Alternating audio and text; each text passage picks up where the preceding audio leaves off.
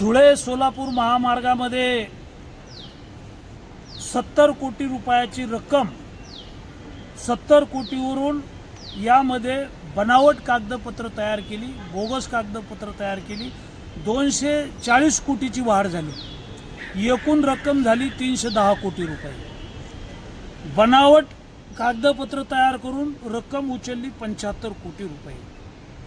मी तारांकित प्रश्न टाकला। तारांकित प्रश्नात सरकारला मी विनंती केली की याच्यामध्ये SIT नेमवा, याची चौकशी करा। सरकारची तिजोरी लुटणारे उच्च पदस्थ अधिकारी आहेत, कर्मचारी आहेत आणि काही दलाल आहेत, यांच्यावर चौकशी करून SIT नेमून कारवाई करा, अशा प्रकारची मागणी केली होती। शासनाने आता SIT नेमवलेली आहे। 1 मार्च ते 17 मार्च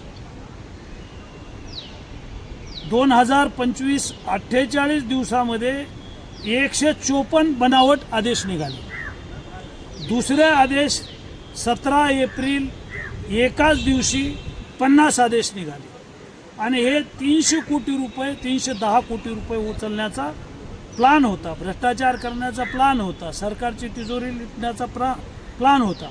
शेतकऱ्यांनी माझ्याकडे तक्रार केली आणि या तक्रारीच्या आधारे मी तारांकित प्रश्न लावला। आता त्याची SIT नेमवली।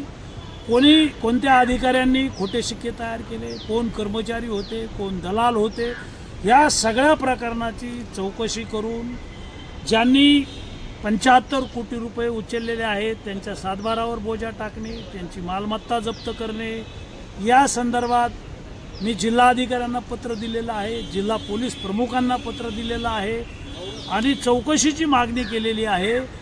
गंभीर गुन्हे दाखल करून यांना अटक करा अशी मागणी केलेली आहे। बीडच्या शिवाजीनगर पोलीस स्टेशनला गुन्हा दाखल झालेला आहे। या सगळ्या आरोपीचा तपास बीड पोलीस करतायत। आता SIT नेमवलेली आहे, SITच्या माध्यमातून याची सगळी चौकशी होईल। ह्या सगळ्या लोकांकडून ही 75 कोटीची रक्कम वसूल केली जाईल आणि या सर्व लोकांना जेलमध्ये जावंच लागेल। यांना कठोर शिक्षा झाली पाहिजे अशी माझी मागणी आहे।